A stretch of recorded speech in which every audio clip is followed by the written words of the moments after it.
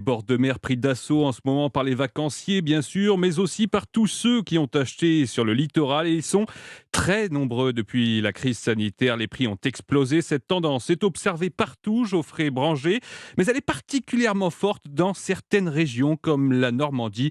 Vous l'avez constaté à Deauville. Roger et Monique, deux retraités, sont devant une agence immobilière de Deauville. Ils regardent les prix des maisons. C'est cher. C'est aussi cher qu'à Paris.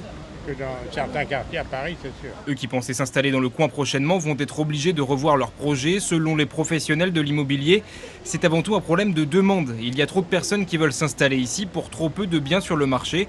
Alors les prix flambent. Éric Lehup est le directeur de l'agence Citia de Deauville. On a l'exemple d'un appartement vu sur l'hippodrome où le prix de vente s'est établi à 7 900 € le mètre carré, là où en 2019, on peinait peut-être à vendre les appartements autour de 5 000 €, ce qui représente un peu plus de 50% d'augmentation. Un cas particulier mais qui démontre bien une tendance, une augmentation colossale des prix de l'immobilier ici. Sylvie et Thierry, qui habitent Deauville, s'estiment chanceux d'avoir acheté au bon moment. Je pense qu'en 2 ans, notre maison elle a dû prendre Un peu plus de 30%. oui, plus de 30% en 2 ans. On l'a acheté 258. Et là, à mon avis, elle fait du 310. Une plus-value donc d'un peu plus de 50 000 € en seulement 2 ans. En Normandie, selon une étude de la Fédération nationale de l'immobilier, depuis 2019, le mètre carré a augmenté en moyenne de 30%.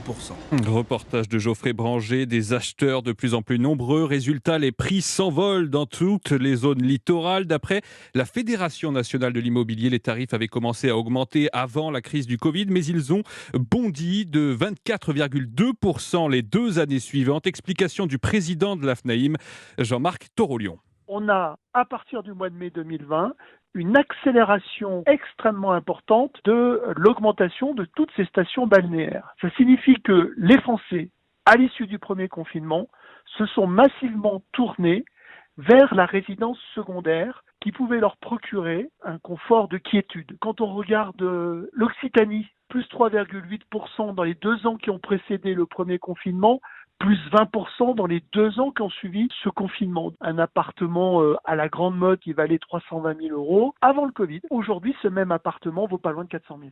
Propos recueillis par Noah Moussa.